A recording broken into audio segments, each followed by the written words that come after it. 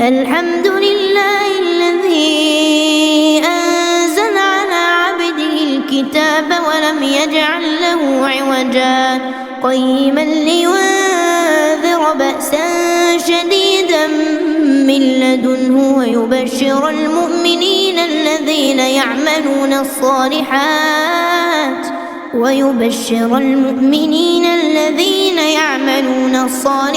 أن لهم أجرا حسنا ماكثين فيه أبدا.